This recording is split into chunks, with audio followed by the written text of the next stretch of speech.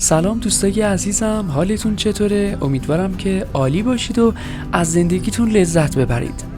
توی یه شب تابستونی دیگه به قلب تهران اومدیم و قرار چند دقیقه‌ای رو بین مردم قدم بزنیم. من تو این ویدیو به طور کامل خیابون ولیعصر و بخشایی از خیابون انقلاب رو بهتون نشون میدم و امیدوارم که لذت ببرید. با من همراه باشید و لطفاً با لایک ویدیو از من حمایت کنید. از همه شما ممنونم.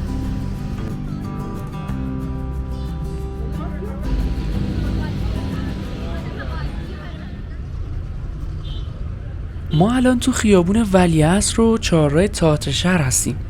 این قسمت از خیابون با کافی شاپ ها و فروشگاه‌های زیادی که داره برای خیلی‌ها خاطره انگیزه، خصوصا دانشجوها، چون دانشگاه تهران و خیابون انقلاب هم اینجاست. اینجا یکی از مهمترین بخشای خیابون ولیعصره که شبها حال و هوای خیلی خوبی داره. دسترسی به چهارراه ولیعصر هم خیلی راحته و با مترو و اتوبوس میتونید به اینجا برسید.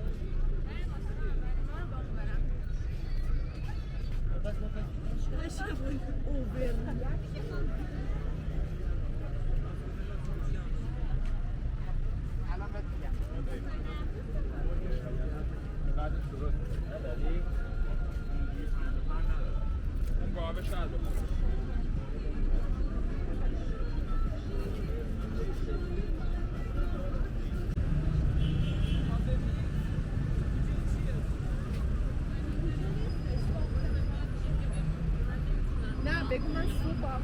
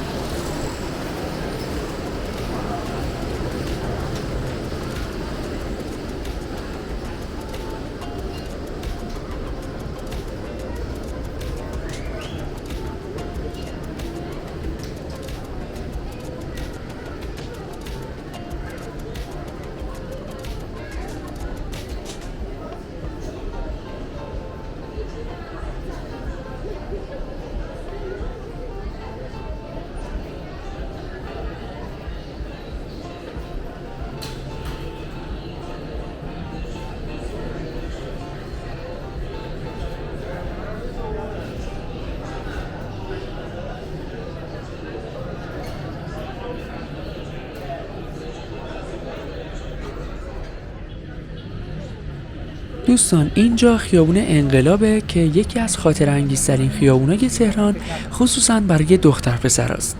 این خیابون علاوه بر کتاب فروشی ها و کافی شاپ های زیادی که داره پاتوق همیشگی جووناست. دستفروش های زیادی هم انواع صنایع دستی، پوشاک و کتاب رو عرضه میکنن. البته الان ساعت حدود 8 شبه و به نسبت روزها جمعیت کمتری توی پیاده‌روها هستن.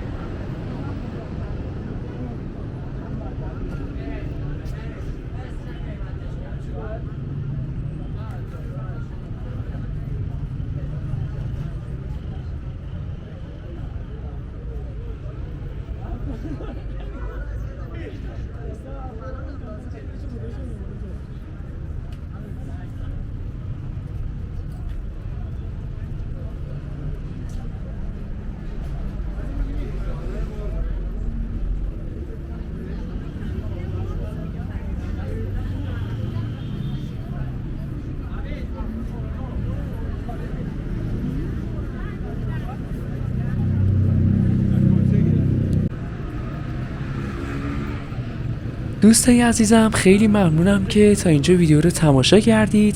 اگه سوالی در مورد ویدیو داشتید حتما تو قسمت کامنت ها بپرسید و مثل همیشه با لایک ویدیو از من حمایت کنید. امیدوارم از زندگیتون لذت ببرید و تا ویدیوی بعد مراقب خودتون باشید.